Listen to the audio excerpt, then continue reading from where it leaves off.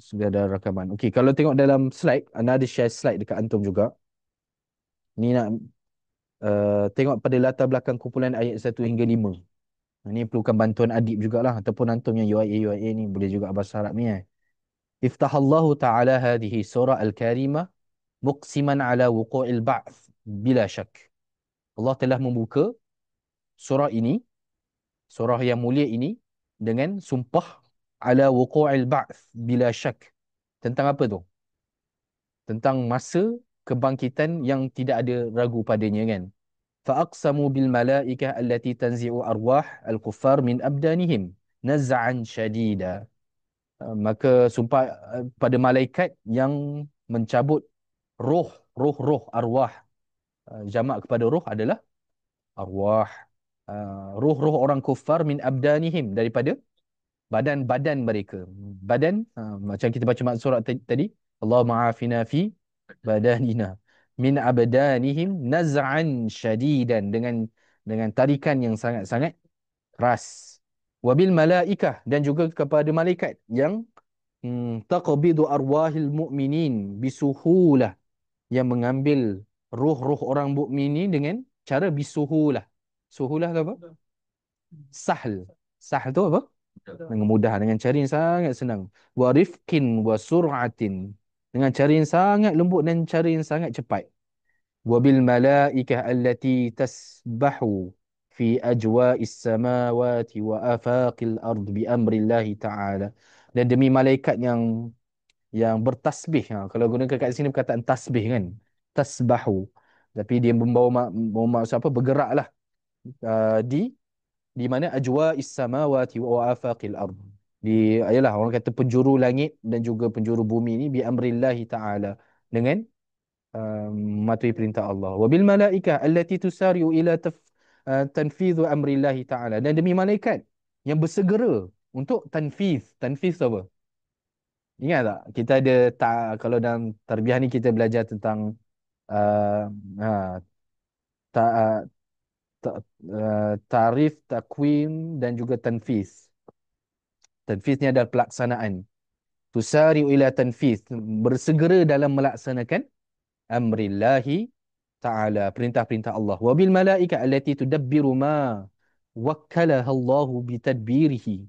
Kan, dan demi malaikat yang menguruskan, yang telah apa, ialah mentadbir, organize ma wakkalah Allah bitadbiri, apa-apa sahaja yang Allah telah mengarahkan untuk mereka uruskan. La tub'atsunna ayyuhan nas. Apa tu? Pasti kamu semua akan dibangkitkan, wahai manusia. So ini secara overall kan, secara tematik apa yang kita akan tengok. Dan untuk nak lebih menghayatilah mungkin ini semua nanti kita akan, kalau dalam bahasa topik tazakur tu hujung-hujung kita tengok dulu tafsirnya, level, segala level yang kita nak tengok. Kalau kalau dalam bahasa topik supaya antum nampak kesusunan topik tu dalam bahasa tafsir, macam latar belakang kumpulan ayat 1 hingga 5 ni level berapa ni kalau antum nampak? Level 4 lah, lebih daripada kita belajar dengan kawan dalam topik, dia ada tadabbur dengan tematik. So ini tematik ayat 1 hingga 5. Kan? Sekarang ini kita masuk level 6, 7 mungkin. Tengok dari sudut istilah. Macam mana kalimah-kalimah ni dia mempengaruhi makna supaya kita lebih keluarkan tazakur tu dengan lebih baiklah. Perkataan naza'a. Oh, bukan nazara tu wan nazi'a. Dia naza'a lah kan? Sila ana tu. Naza'a. Adalah perkataan ni membawa maksud mencabut. Tapi bukan sekadar mencabut, tapi menggambarkan kuatnya sesuatu sehingga terpaksa untuk mengeluarkan, dilakukan pencabutan tu. So dia bukan pencabutan yang senang tapi perlukan force kan. Dia ada istilah, dia bukan sekadar cabut tapi dia, ayat ni dia juga merujuk pada macam orang nak memanah tu, bila dia nak tarik tarik apa uh, busur tu kan, dia ada satu tarikan yang ada ni kan, ada daya lah kan yang perlu kita tarik. Dan dia adalah tafsir, dia merujuk pada pencabutan nyawa orang kafir sini. Itu pun dah menunjukkan betapa susah nak menarik tu. Tambah dengan perkataan apa? Gharqa wan nazi'ati gharqa. Masuk apa gharqa? Masuk ke dalam sesuatu dengan sedalamnya. Ya, menarik sesuatu sampai batas akhirnya. Keadaan pencabutan nyawa sampai ke dasar jiwa yang terdalam. Kalau ni dalam bahasa Inggeris, tearing out the soul from the inmost parts of the body, such as tearing it off from down under the skin, root of every hair, under the nail, in the most rough and cruel manner. Kan? Nanti kita tengok tafsir ayat ni. Tapi bayangkan dia adalah tarikan yang tidak, dia menyeluruh lah kan. Sampai ke, yelah, se, se, se, sedetail-detail ataupun sedalam-dalam bahagian di dalam badan kita ditarik nyawanya tu. وَالنَّازِعَاتِ غَرْقًا.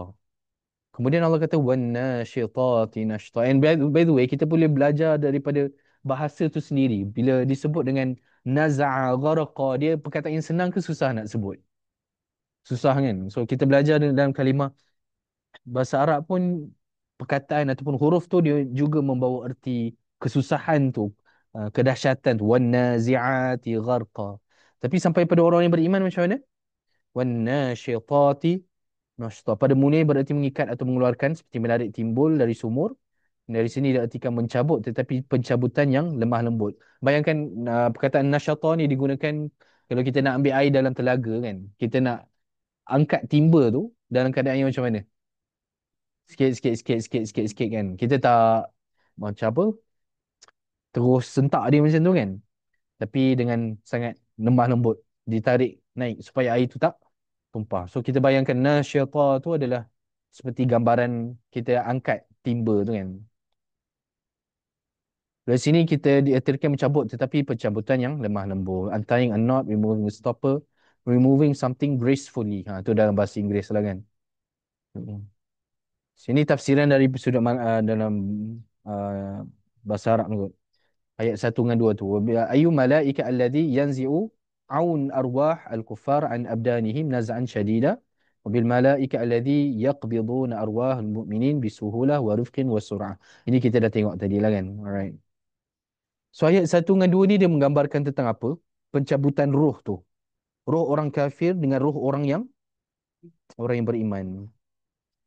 So digambarkan ayat 1 ni seolah-olah orang-orang kafir, roh dia tu dia tak nak melepaskan diri daripada badan, sehingga kan malaikat tu terpaksa apa? Terpaksa nak menarik dengan kuat. Roh-roh orang kafir tu berpaut pada badannya. Kalau dalam satu tafsir ni, Ruhul Ma'ani, bukan Ruhul Ma'ani, apa? Isyraqul Ma'ani.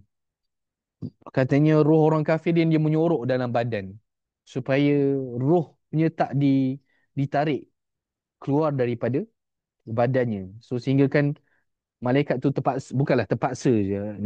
Dia punya orang kata apa?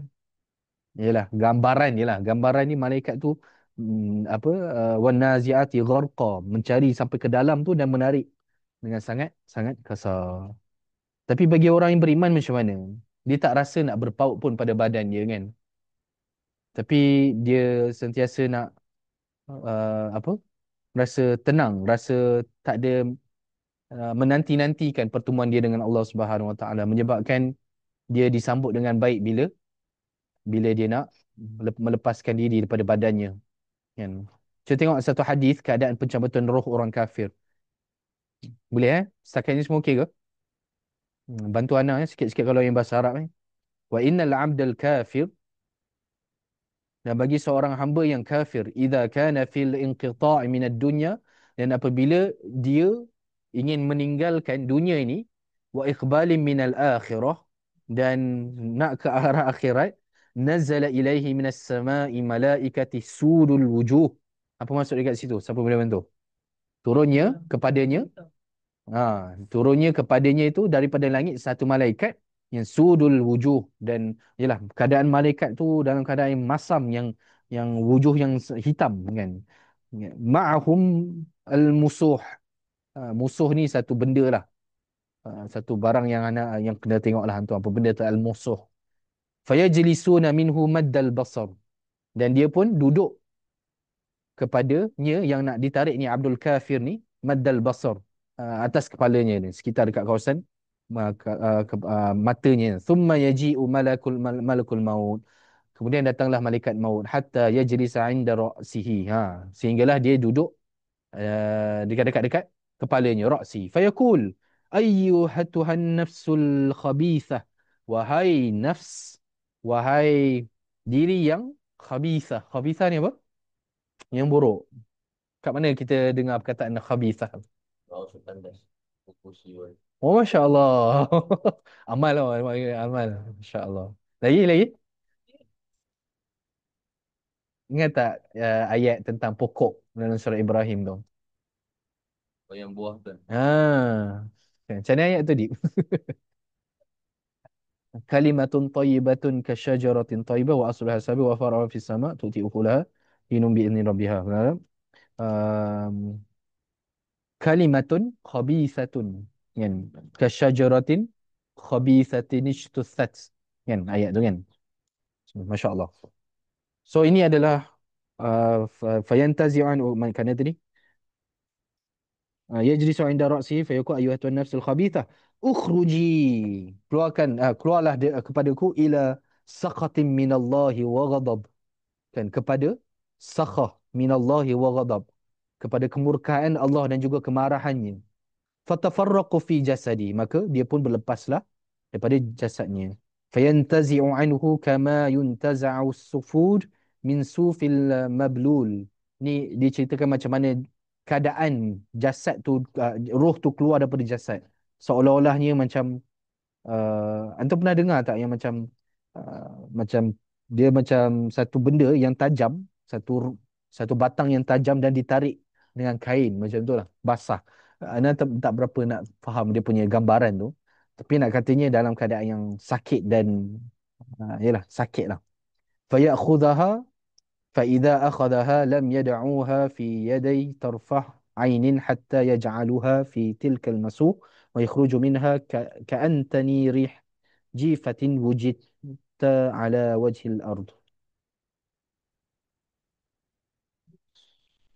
فيصعدون من بها, maka dia pun berangkat kan.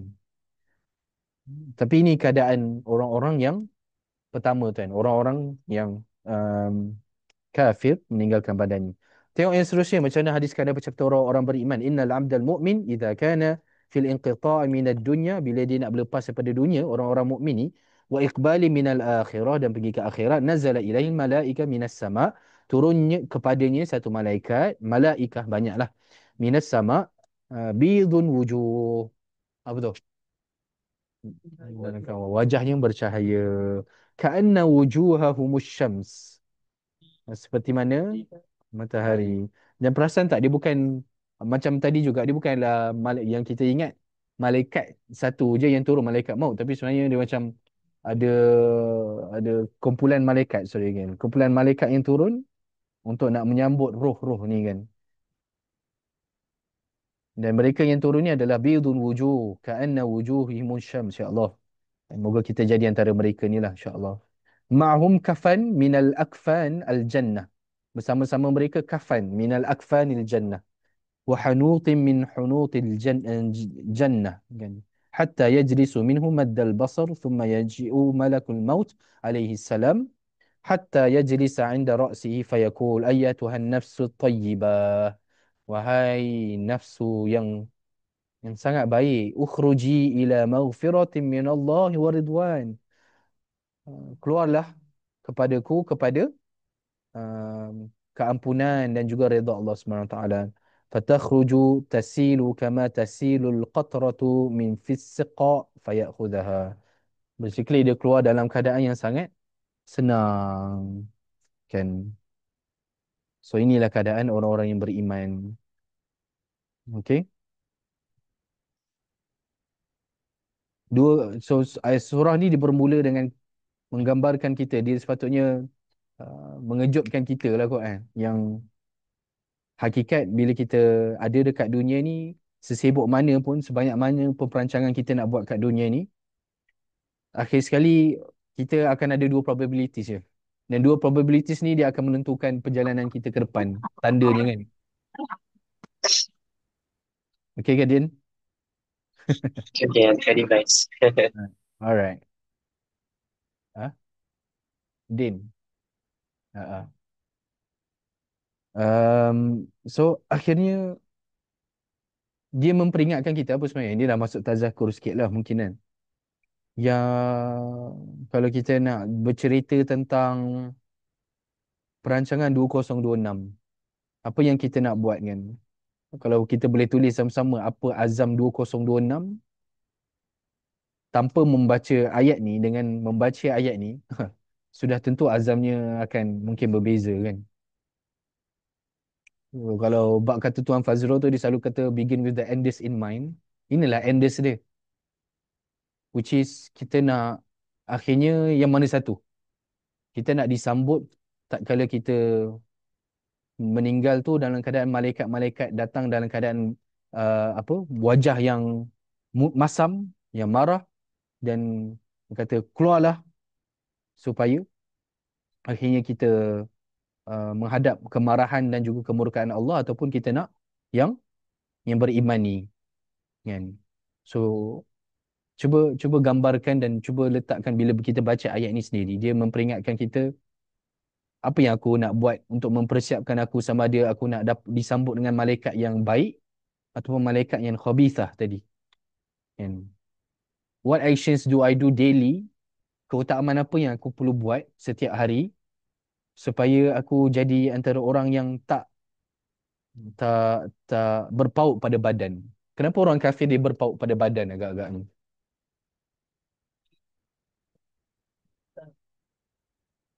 Betul? Dia rasa adalah dunia ni syurga dia kan. Ataupun lagi satu sudut pandang ialah dia menyesal yang setelah apa yang tengah berlaku dia tidak menyediakan diri dia untuk kembali pada Allah. Sehingga kan dia nak berpaut supaya, yalah, kalau kita tengok pun cerita-cerita ataupun dialog-dialog waktu hari kiamat, apa yang sentiasa diucapkan oleh orang-orang kafir ni? Dia nak kembali dekat dunia kan. So ini orang-orang yang orang yang kafir kan.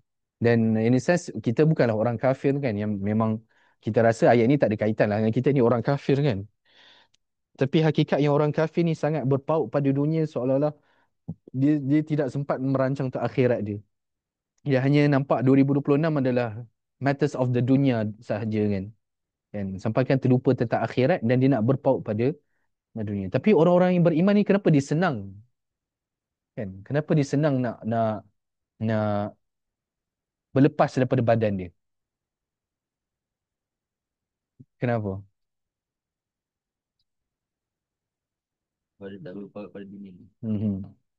Dia tak berpaut pada dunia. Ataupun bahasa yang lebih mudah apa? Memang setiap hari dia yang dia lalu adalah hari-hari nak menyiapkan dia untuk Allah ambil dia. Kan? Hari-hari yang dia buat, dia seolah-olah tak ada masalah kalau Allah nak tarik nyawa dia bila-bila masa. Kan? Sebab dia tahu apa yang dia tengah buat tu semuanya adalah sebabkan Allah. Semua decision yang dia buat, semua perancangan yang dia buat, dia semua adalah kepada Allah Subhanahu Wa Taala. Kan? Menyebabkan dia tak ada masalah. Kalau siapa pernah dengar kisah yang sahih bagaimana Nabi SAW wafat, kan? Nabi diberi pilihan, kan? Sama ada nak terus ada dekat dunia ataupun nak uh, berjumpa dengan Allah kan. Tapi Nabi pilih apa? Dia nak bersama dengan Rafiqul A'la. Siapa tahu dia punya matan ni. Mana pun tak berapa ingat. Tapi Nabi Nabi memilih kan. Bila malaikat maut tu datang pada dia, dia memilih untuk nak bersama dengan Rafiqul A'la.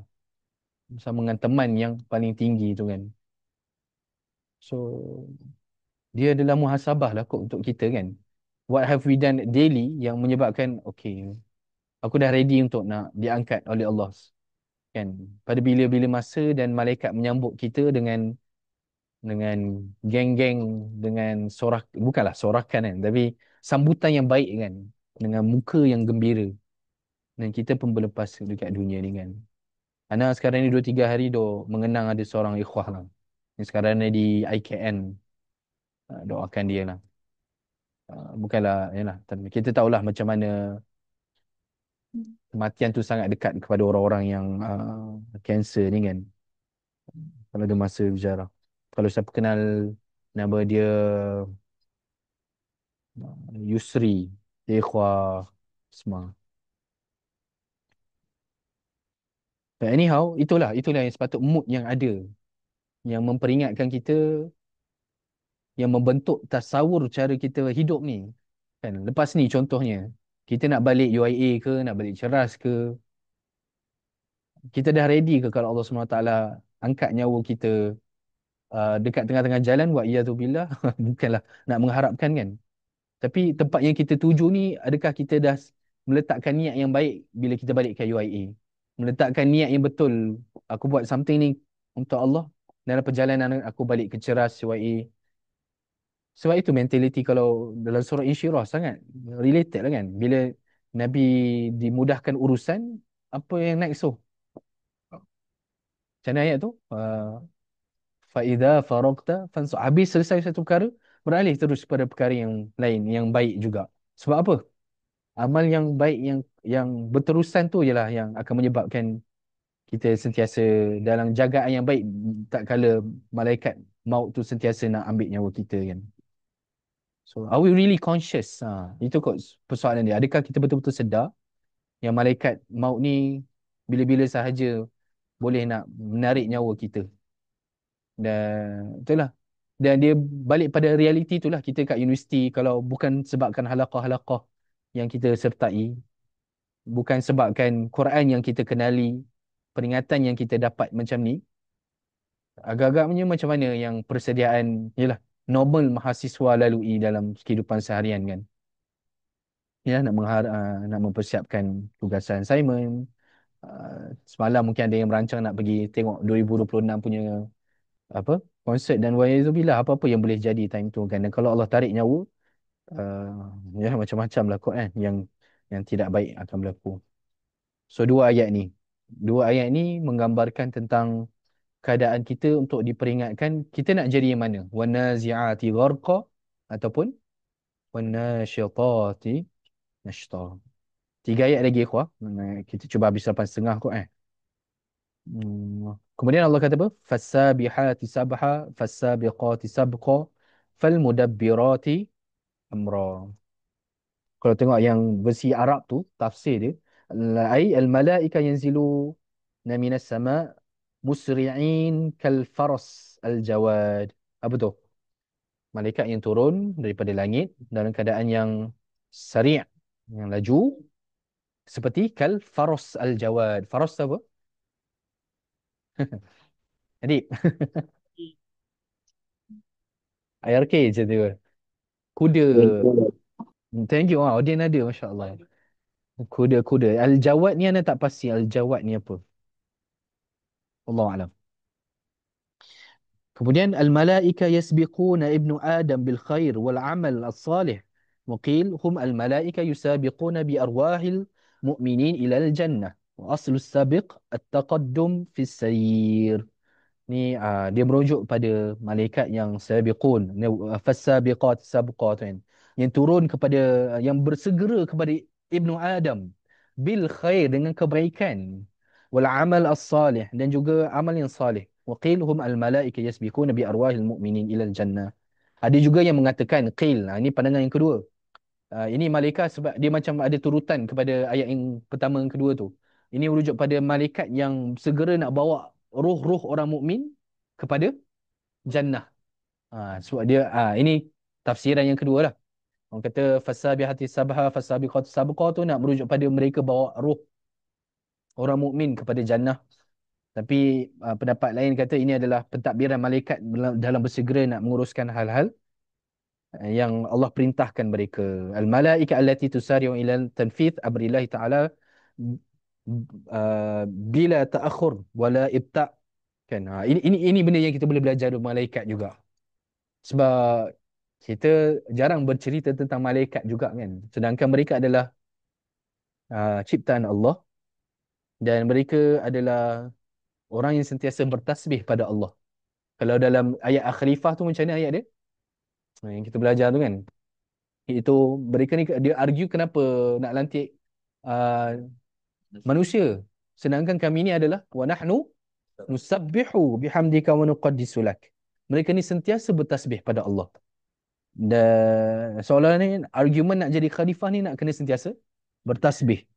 Dan macam mana orang kata apa? Uh, Tabiat orang yang sentiasa bertasbih ni ialah apa?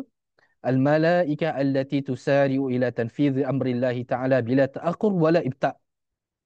Malaikah ni bila mereka diperintahkan untuk buat sesuatu perkara mereka tidak exactly bila ta'akhur wala ibta'.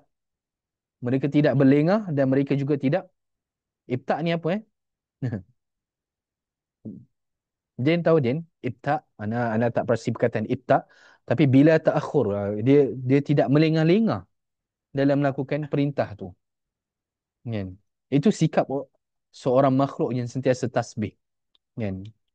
Yang Yelah dia dia reflect pada kita yang adakah kita bersegera dalam melakukan kebaikan-kebaikan perkara yang Allah perintahkan, tanfidhu bi amrillah, tanfidh amrillah.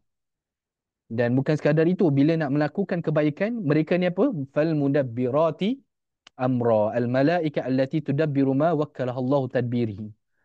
Perkataan tadbir dia membawa maksud yang sangat menarik lah lepas ni. Mana Oh tak ada, anda tak letak. Uh, Dia merujuk pada cara yang bersistematik, cara yang organize, cara yang um, sistematik lah, organize. Itu membawa makna dalam perkataan tadbir tu. Tadbir urusan, kita pun ambil dalam bahasa Melayu. Tapi nak katanya, dalam melaksanakan amal soleh, dia tak boleh cincai-cincai. Dia tak boleh dalam keadaan yang tak ada tersusun, tak ada organisasi, tak ada sistem. Kan? Kita rasa bila kita nak menegakkan kebenaran, alah, cukuplah sekadar buat ceramah, contoh. Habis. Tak ada apa tadbir dia, apa organisasi untuk nak memastikan dia buat kebaikan tu. Kan? Terus, bab bab tentang kebaikan, bab dalam nak melahirkan rijal yang baik, dia bukan semudah untuk bercakap dan kita rasa settle. Habis tasbih kafarah dan suratul asr, setiap kali usrah, alaqah, settle. Setiap kali kita nak ajak orang kepada kebaikan, post je sekali dekat Facebook. Dan kita mengharapkan orang baik. Kan? Tapi ada organisation dia, ada sistemnya. Kan? Kalau kita belajarlah daripada Hamas kot mungkin kan. Macam mana mereka sangat bersedia tentang 7 Oktober tu. Anda baru dapat tahu cerita. Memang antara mereka ni sebelum mulakan Taufan Al-Aqsa 7 Oktober tu, memang mereka dikumpulkan 1,000 mujahidin dan mereka sendiri memberikan pimpinan lah, pimpinan Hamas memberikan option. Adakah korang nak menyertai operasi Taufan Al-Aqsa ni? Ini adalah optional sebab masing-masing ada yalah maslahat masyaqqah masing-masing kan. So pimpinan dia bagi option dan telah katanya 1,000 ni lah yang tidak keluar daripada dewan dan mereka sangat jelas tentang apa yang mereka akan lalui, consequences dia, kesan dia. Dan tengok setiap even apa yang dikeluarkan Abu Ubaidah punya media tu penuh dengan tadbir kan. Dia bukan sekadar semata-mata nak bagi tahu, tapi ada message yang tersirat yang nak disampaikan. So message dia apa? Message dia ialah kebaikan ni perlu ada susun perancangan. Dia tak cukup sekadar kita nak mengajak, tapi adanya susunan-susunan yang kita nak buat. Itu yang kita belajar macam mana malaikat tadbir apa yang Allah perintahkan. Sehingga kan yalah kita tengok luar sekarang kan. Segala kebaikan, malaikat yang menurunkan hujan dan sebagainya penuh dengan tersusun dan juga berdisiplin lah. Mungkin yang kita boleh kata macam tu. Alright. So itu yang kita boleh belajar daripada malaikat.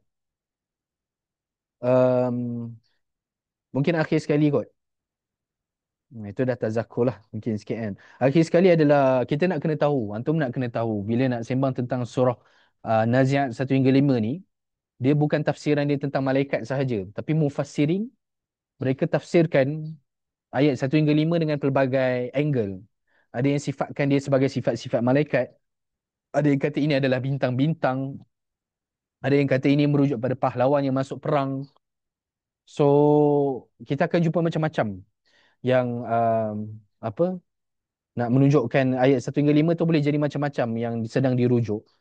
Tapi dalam fi zilal Quran ada satu benda yang ana rasa kita boleh buat sebagai satu take home message lah.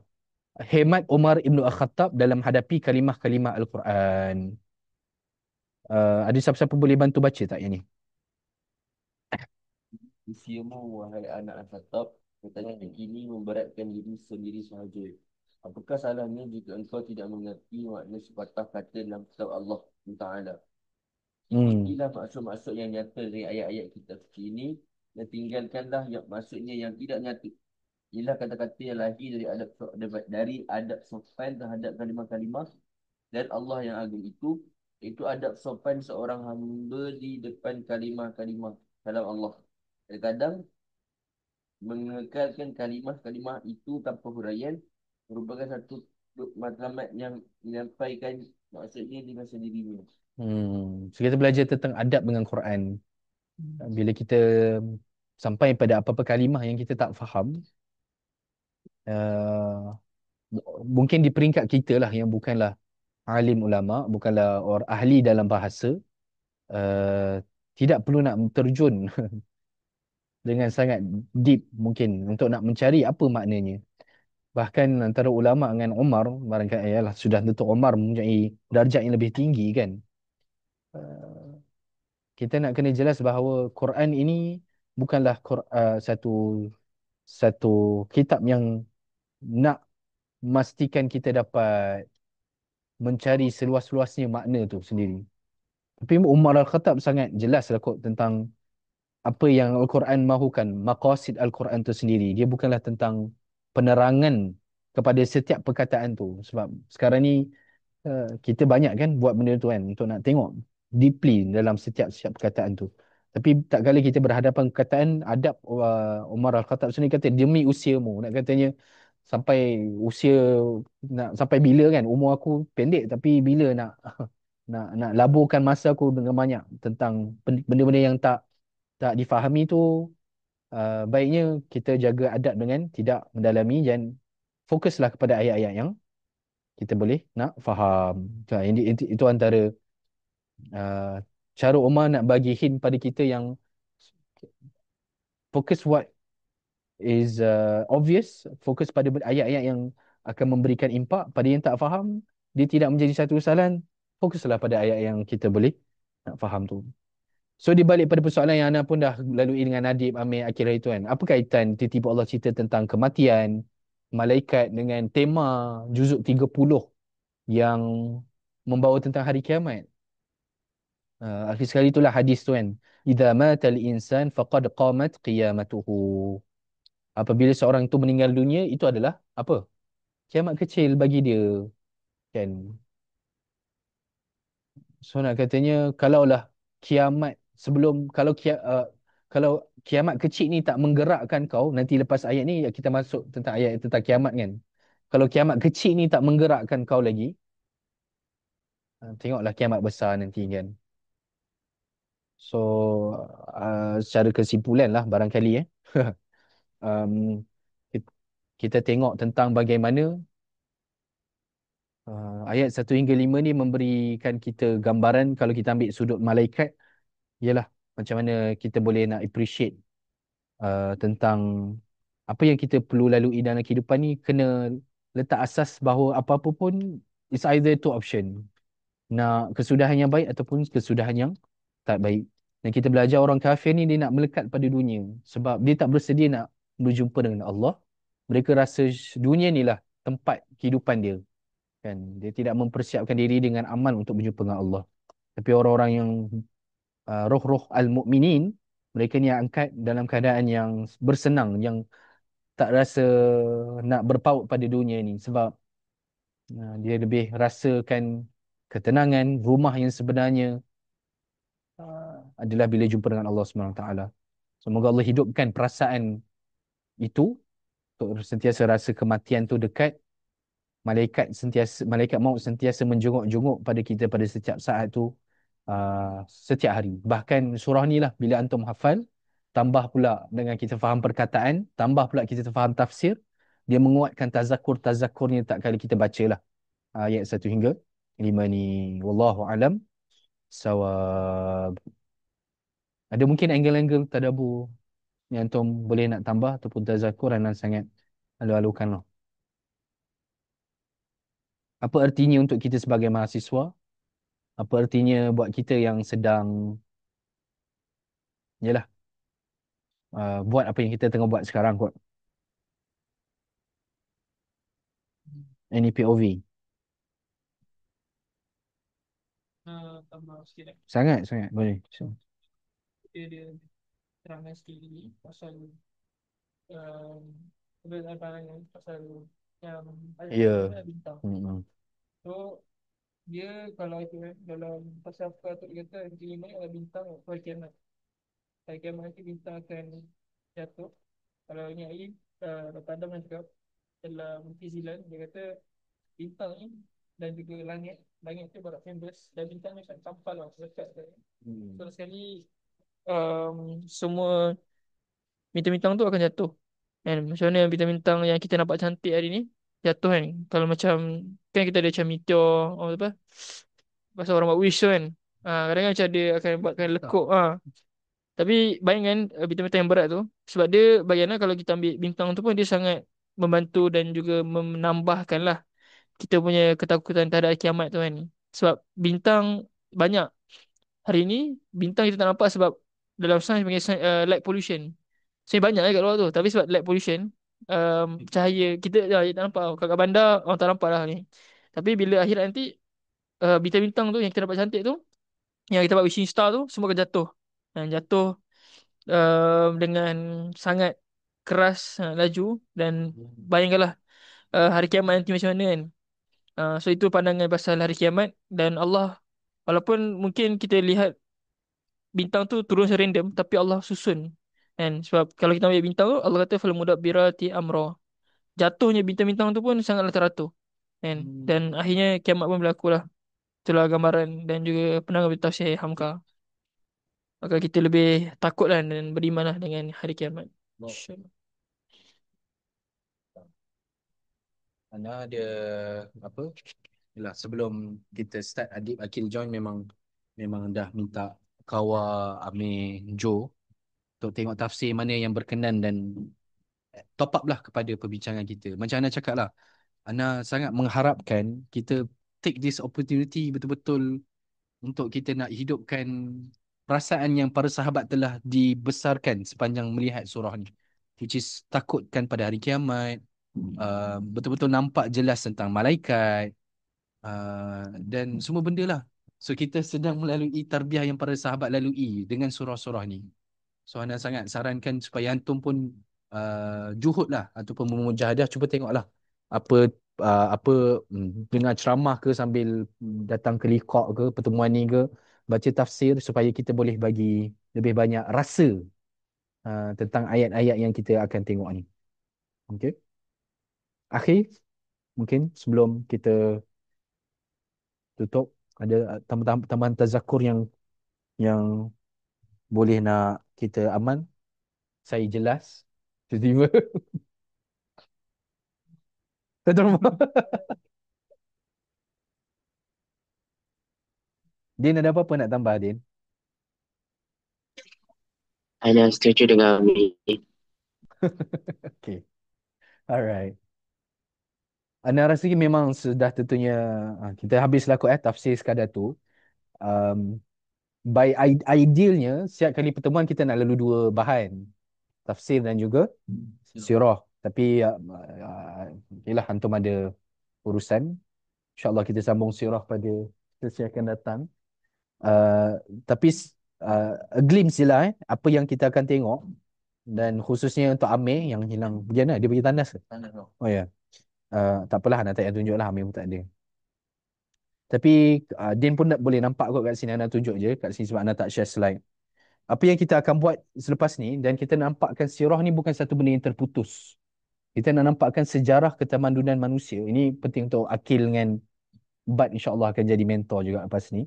Dalam Adiwira Quran, setiap para Nabi ni dia membawa misi tauhid yang selari dengan sejarah ketamadunan manusia. Kalau kita belajar waktu sejarah dulu, ada tamadun apa yang terawal? Jarah. Hmm. Mesopotamia. Siapa Nabi yang diutuskan kat tamadun tu? Minum. Kan? Kita tak pernah ni kan, tak pernah tengok. Tapi yang dia highlightkan dalam sejarah ialah uh, macam mana hebatnya tamadun tu, apa macam mana kebudayaan dia, sistem politik dia, ekonomi dia. Sejarah meletakkan highlight kamera yang salah terhadap tamadun-tamadun ni.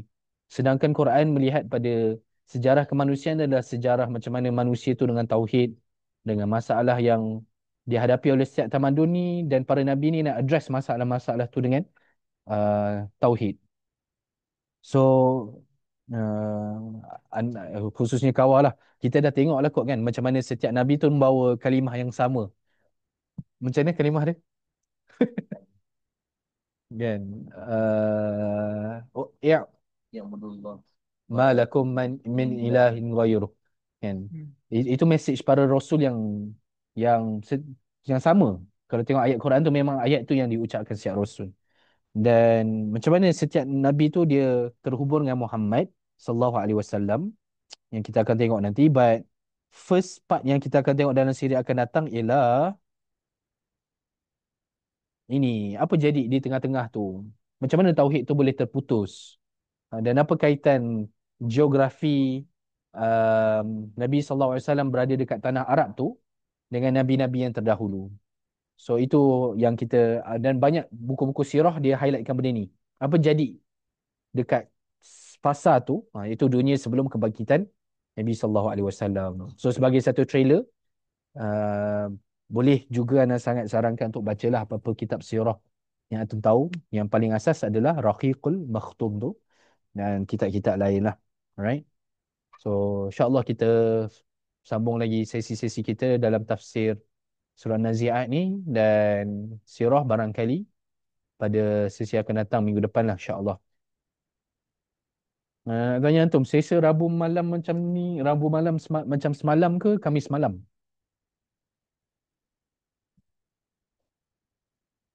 karena kami semalam. Khamis malam. Adik okey kan macam itu kita bincang kan? Macam Khamis malam. Cuma Jumaat tu ada kelas 8 pagi kan? Okey. Lebih kurang okey lah. Ya. Okey. Itu saja insyaAllah. Terima kasih banyak. Din, kita orang pergi sarapan dulu.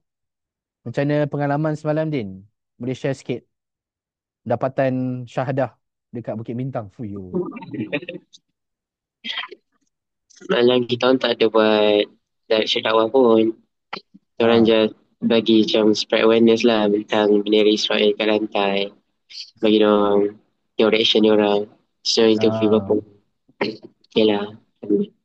Oh, cerita pasal Palestin Daripada Palestin lah Tengok tema juga. dia. Kau macam Amir lah. Amir dakwah terus. Yang lain.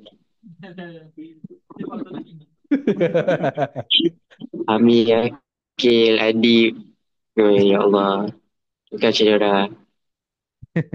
Barakallahu fiik. Okay, Din. Nanti kita jumpa minggu depan kot, Din. InsyaAllah. Baik, insyaAllah. Okay, terima kasih Assalamualaikum. banyak.